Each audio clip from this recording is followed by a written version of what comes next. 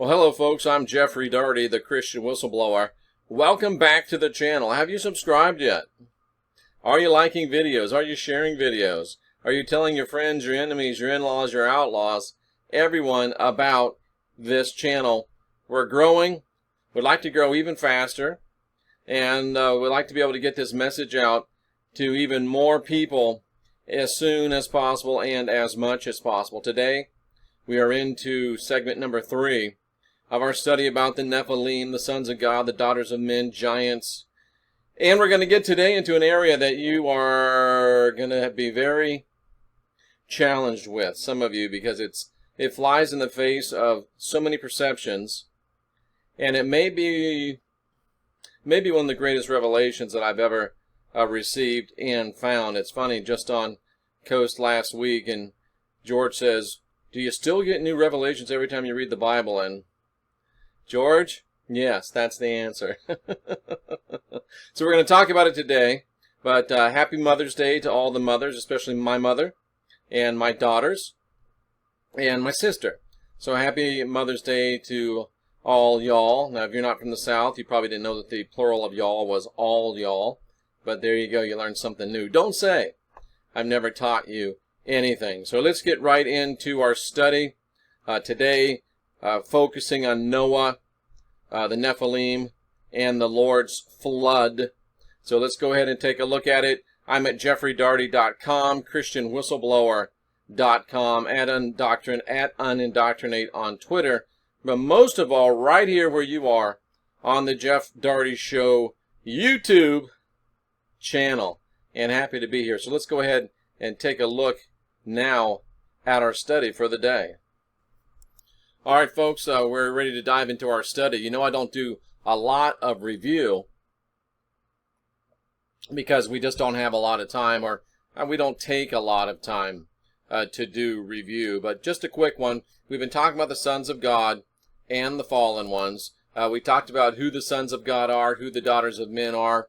We came to realize that there's absolutely no supernatural involvement in this part of the verse. When the sons of God took the daughters of men, that means men born from women. That means girls born from women as well. And it emphasizes the humanity of these people. Now, don't get sideways on me, but there really were no angels involved in that part of it. The Lord was very upset at what was happening because the worshipers of the Elohim, those that were worshipers of the Elohim, were spreading. They were having children, they were growing, and they were populating the earth. And they worshiped the Elohim, and they did not worship the Lord. So that's why the Lord was upset. Why should I strive with these people? They're just animals. They're just meat. And they only live 120 years. I'm about through putting up with them. So then we talked and moved in and talked about the Nephilim, who the Nephilim were. The Nephilim were giants, according to the book of Genesis.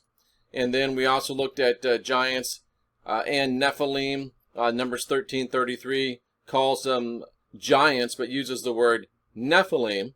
So it is biblical corroboration that these beings probably were very large in stature. The mighty men of renown we looked at and saw that the mighty men of renown, most likely 95%, are not the sons of God, or excuse me, aren't the Nephilim, but they were the sons of God. The sons of God were the mighty men of renown, the heroes, the people that were striving for the right, the people that were serving the Elohim. And this has been mostly applied to the Nephilim. I think that is an error. So now we're up to date, and if you go watch, you can see this is part 3. So there are 2 other parts to this study, and they're right here on the channel. So they're very easy to find, and I recommend that you do watch those, so you can get the full import of what we're talking about. And it's interesting because personally, I do get new observations because this is what I do. I do this, all the time. I do have to still work, but when I'm not working, this is what I'm doing, and it's affecting me because, I used to play hockey 3 nights a week. I'm not playing hockey anymore, so I hurt my knee. And let's just be plain, I'm getting fat, so I got to do something about that. But this is what I do. This is my hobby. This is where I am. So I get a lot of new observations, and I'm starting with, being over 3,000 subscribers now and growing. Let's get it to 10. Let's get it to 10. I start to get a lot of questions and observations from you, the subscribers, and I definitely want to use these. And one of the questions that came from a listener subscriber was, why does it say the sons of God, and then daughters of men? Why isn't it sons of God and daughters of God, or sons of men and daughters of men? Why is it that way? Well, we saw in the last show that when they say the word son, they're emphasizing, this is the literal translation, male child of a woman. That's why we know that it's not a male or a supernatural type of it's not an angel or a supernatural type of being, because it emphasizes the human nature of the males discussed. And, I believe, and people wonder, why aren't you looking at it? Because I'm looking at a big screen in front of me, so it's easier for me to see. The human nature of the males is emphasized by talking about sons of God, sons of a male child of a woman. But why sons of God, Jeff? Well, when you tie them to Elohim, even though they're fully human, born from women, I mean, the word actually says male child from a woman's womb. So if that emphasizes the human nature of the sons, and the fact that they're sons of God, it ties them to the Elohim and shows that they were worshipers and devotees of the Elohim. And as we get deeper into this, man, I'm telling you, that's going to leap off the page at you. Fireworks are going to go off here and be like, I get it. I get it. And then the daughters of men, again, it's a girl born from a human womb. That's the literal translation of that word. And again, the text is going out of its way to emphasize the human nature of the daughters as well as the sons. And inherent within the text is an emphasis of contrast. Juxtaposition against something else. And the question is what? What is the writer of Genesis going out of his or her way to show us here by emphasizing the fully human nature of the males, the fully human nature of the females, and the fact that they were tied to the Elohim as worshipers and devotees of the Elohim? They're drawing a contrast with something else, and they're emphasizing without a doubt that it is male, that it is human, thoroughly human, no angels or any of that things involved, at least heretofore up to this point. Now, something I discovered on my own since the last broadcast, the word Nephilim can also mean failed or inferior, as in a life form. That's straight from the expanded study that you see me do on thebiblehub.com as we go do all the way down. And you've seen me do it a bunch of times. You'll see me do it a bunch of times more. So that's very, very interesting that Nephilim, not only does it mean fallen, as we've seen, it can also mean failed or inferior, as an inferior life form. And the root word seems to carry some implications of reptile. And that's borne out in Numbers 13:33, where the Nephilim are called long-necked. And if you think about it, a lot of reptiles have long necks, right? So it's just, at this point, it's just implications. At this point, it's just, it's in the kind of the background. It's in the, there's the words, then there's reading between the lines, right? And Numbers 13:33 also calls the Nephilim of the Nephilim, the fallen of the fallen. And again, it emphasizes up here, these are humans of humans, and these are Nephilim of Nephilim. So, even though it probably angers some of you and worries some of you, and might even cause some of you to go watch something else, I'm sorry, I've got to bring you what the text says. I'm really not sorry, but I'm trying to be polite. There's a distinct effort being made to show a difference between the type of beings here that are being talked about. It's as if the people that wrote Genesis knew that there would be some type of a controversy about these words. Humans of humans sons of God, daughters of men, humans of humans, Nephilim, Nephilim of the Nephilim, fallen of the fallen. And if you've got my book, Serpents and Doves in the Garden of the Gods, and you can get it right down below, and if you heard me talk about the majestic serpents, I'm wondering if these Nephilim that the book of Genesis is referring to here and that the book of Numbers is referring to, are they majestic serpents that rebelled with the Lord? More information towards this is in Numbers 13 again. They're called, the place where they lived is called the land of the devourers. Clear implication that the Nephilim eat humans. So, I know we're taught that they had sex with humans. That doesn't come from the biblical text. Most of that comes from the book of Enoch, which we're going to look at.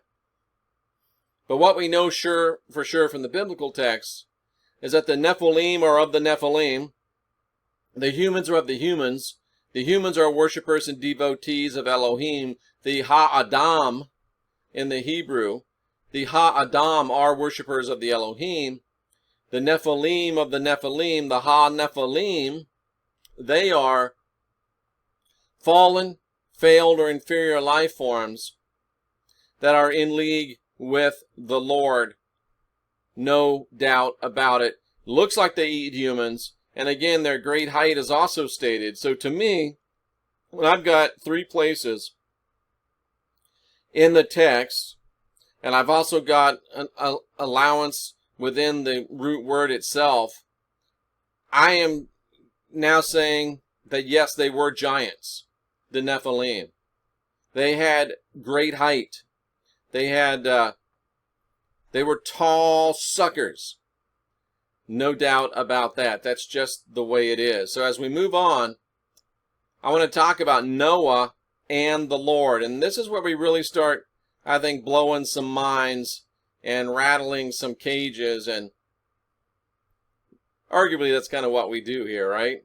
So Noah and the Lord, a Christian whistleblower revelation. And what, you just had Russell Crowe as Noah, and you've got, Noah. We sing songs about Noah in the Christian church and Noah and the ark, and it's kind of a beloved little thing, and Noah was a great guy, and we all love Noah, but the only thing that we know about Noah, I know this about Noah, he was a strange dude. He wasn't an ordinary human. This is from the Dead Sea Scrolls, the book of Noah. He was white as snow when he was born. He was red as the blooming of a rose. I'm not sure. He must have been white with it just came to me. This is amazing. This is so cool how this works. He was white as snow, like an albino. And this red as the blooming of a rose talks about his eyes. If you know anything about albinos, they're usually very light skinned and the eyes are typically red. So this is what it's talking about, and it bears out in the text. He was very white. His eyes were red. His hair was white like wool, and his eyes were beautiful. Means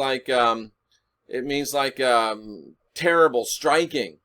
And when he opened his eyes, because they were red, it freaked everybody out. And whoa, my goodness, it light up the whole house like the sun. Maybe it was reflective, like an alligator. An alligator, and I live in Florida, so I've seen this plenty of times. You shine out a light at night, and you can see the alligator eyes. They shine like the sun, and guess what color they are? They're red. Lamech was afraid of him. That's his father. And he said, "Look, man, I've begotten a strange son, diverse and unlike man." Diverse and unlike man. He was a weird dude. And it's not only in what were we in there? The Dead Sea Scrolls, Book of Noah, but also the Legends of the Jews. This is weird, man. It said that the ground will be cursed until a man is born who's already circumcised. If you read into this, and I'll just say it, I just got a feeling. What if, when it says he was circumcised, it would, I mean, he was born circumcised, pretty weird, right? But why did his sons, back in with the thing and not want to look at him? What if he didn't have sex organs at all? What if he didn't have sex organs at all? What if he just had one opening down there? Like reptiles do. Did I say that? Did I say that? That would explain, don't look upon his neck and his back end. I mean, your dad gets drunk. He's like, you're not going to be like, oh, God, Dad, you're just going to throw it. Something is foul. Something's up. Something is weird. And we're going to start looking into it. And this is where it really starts getting strange. Noah, finding grace in the eyes of the Lord. Take a second, take a breath, get a cold drink. We'll be right back. I'm Jeffrey Daugherty, the Christian Whistleblower. So are we having fun yet? Here we go. Let's look at Noah finding grace in the eyes of the Lord. And remember, we start out here in Genesis 6, and the sons of God, the daughters of men, the people that worship the Elohim, are spreading across the land like rabbits. The Lord, he's ticked about this. And he said, I am not going to put up with these guys and girls any longer. I'm not going to strive with them. They're just animals. They're just meat. They only live 120 years. I am not going to put up with these dudes. They're growing. They're spreading. They don't recognize me. They recognize the Elohim. And then it just happens to say, oh, there's also giants in the earth in those days. And we saw in Numbers 13 that the giants were in opposition to the people, the humans. And the giants are the Nephilim. The Nephilim are the Nephilim. So you had two groups of people. You had the Ha'adam of the Ha'adam, the humans of the humans, and you had the Elohim, the Nephilim of the Nephilim. And the people that were they were men of renown, they were heroes from the point of view of the Elohim.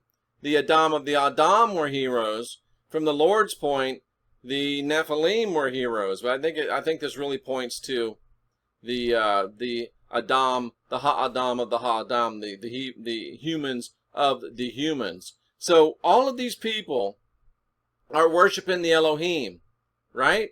All of these people are worshiping the Elohim. And we saw last time, this is Lord. And the Lord saw the wickedness of man was great in the earth. Every imagination of their hearts was evil continually. Do you see it? People worshiping the Elohim. People staying with humans. People worshiping the Elohim. That was evil in the eyes of the Lord. That was wicked in the eyes of the Lord. And the Lord says, you know what, man? I'm hurt that I even had to dealt with this creation, because the Lord was an Elohim. At this point, he might still be. Man, it grieved him that he'd even made these jokers. And he said, you know what? I might have made them, but if I made them, I can destroy them. And you know what? While I'm at it, I might as well get rid of the whole thing. Men, beasts, fowls of the air. I'm sorry I made all these suckers.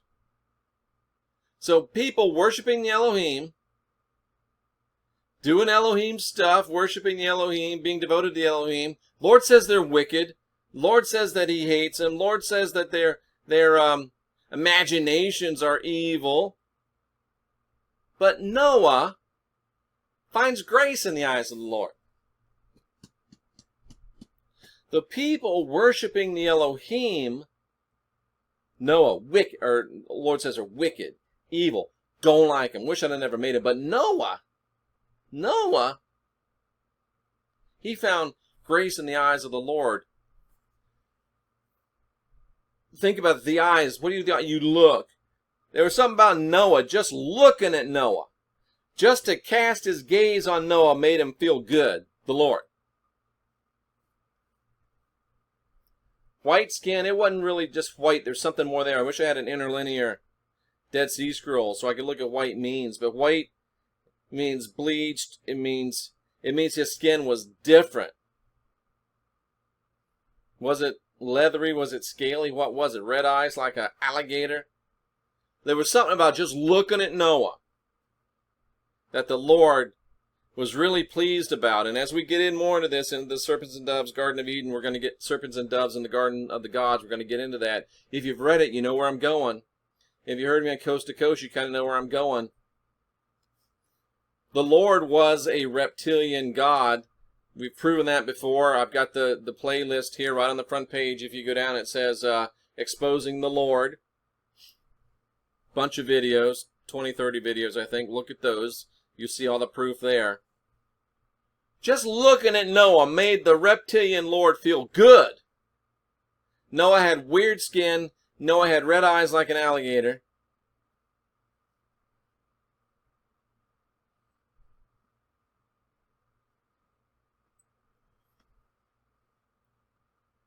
And let's see what this means. Noah found grace in the eyes of the Lord. Let's hit some interlinear. Genesis 6, number 8. Let me look up here at the big screen. Genesis 6, 8. But Noah found grace. He found favor in the eyes of the Lord. And while we're at it, in the eyes,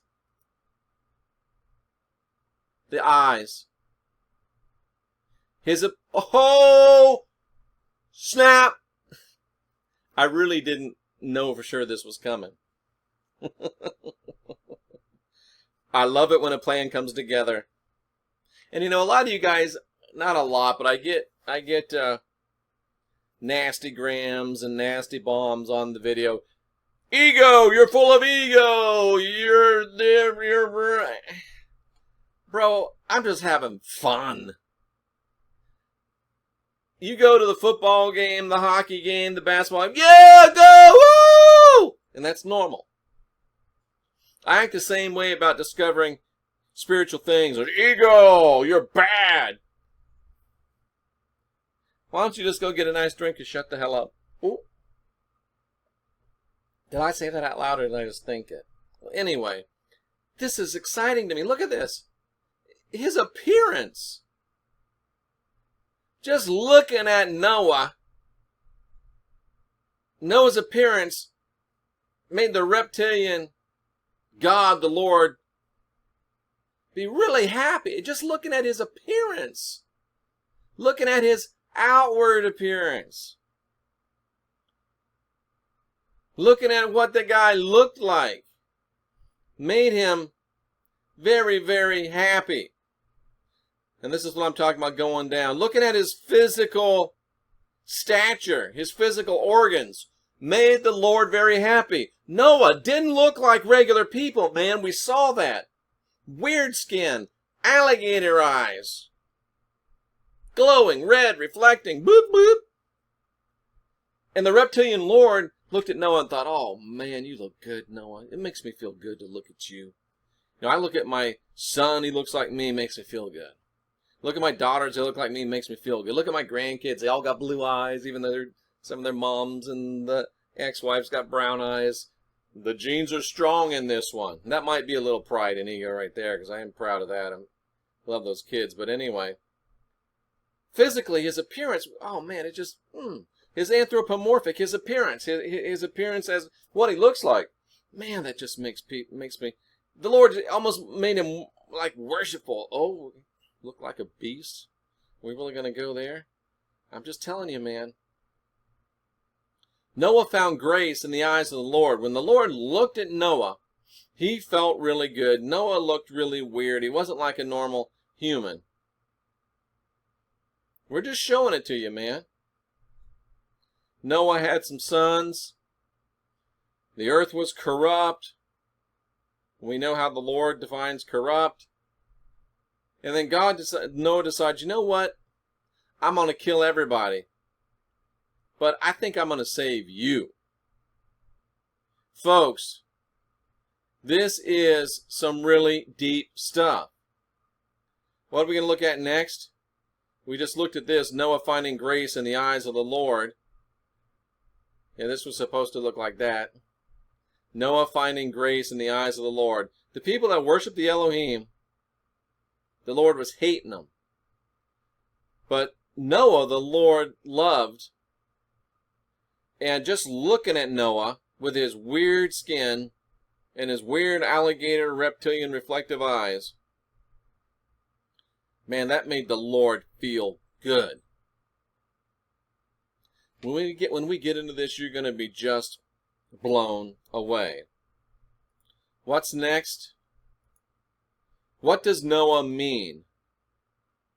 Yeah, let's go ahead and close with this for today, because we put a lot on your plate today. What does Noah mean? Well, let's look here in Noah, at Noah in verse 8. And this is going to start, this is going to start getting good right here. So let's look at Noah. He's in Genesis 6, number 8. Chapter 6, number 8. So we go to that interlinear, and we go down here, and boop, 6, 8, bam. Now, somebody's asked me, how do you study the Bible? This is how I do it right here. I show it to you every time. So here we go. But Noah, what does Noah mean? Noach.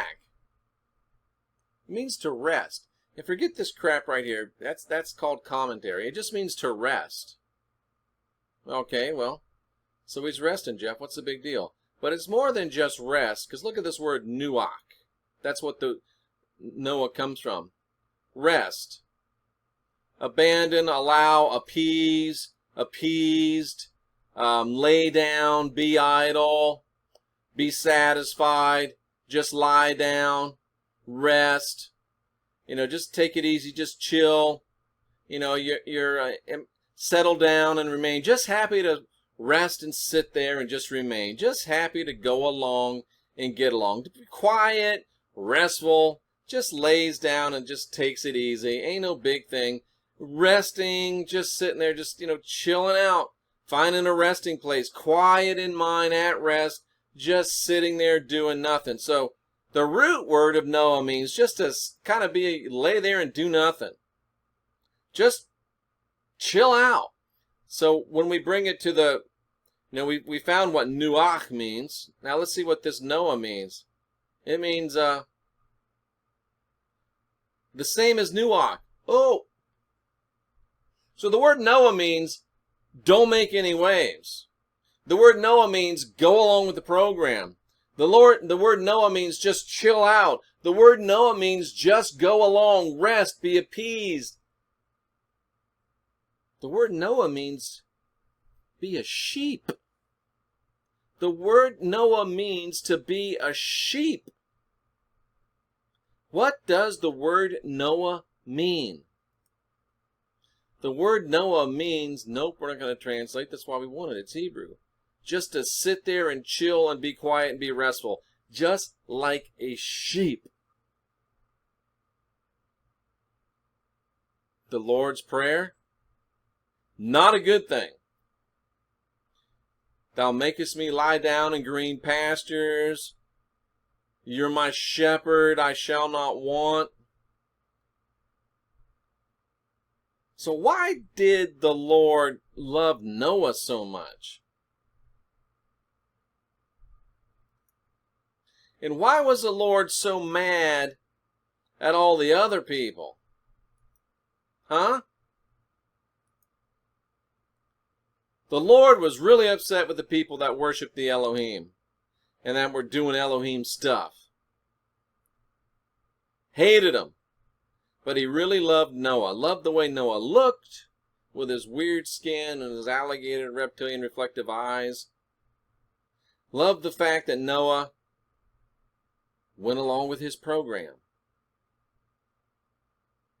Didn't like those Elohim worshipers because they didn't go along with the program. But the Lord loved Noah because of the way he looked and because he went along with his program. Wow, folks. Wow, folks. Are you picking up on this? Are you starting to see some of what I'm trying to talk about here? Wait till we get to the next part. You think your mind's blown now? Just wait. I'm Jeffrey Daugherty, the Christian Whistleblower. We're here to help you unwind your mind. We're here to help you unindoctrinate yourself. You see, we're coming straight from the Scriptures. Nothing up my sleeve. At no time do my fingers leave my hands. Straight out of the text. Jeffrey Daugherty, the Christian Whistleblower, here to help you unwind your mind. Like, share, subscribe, and unindoctrinate yourself.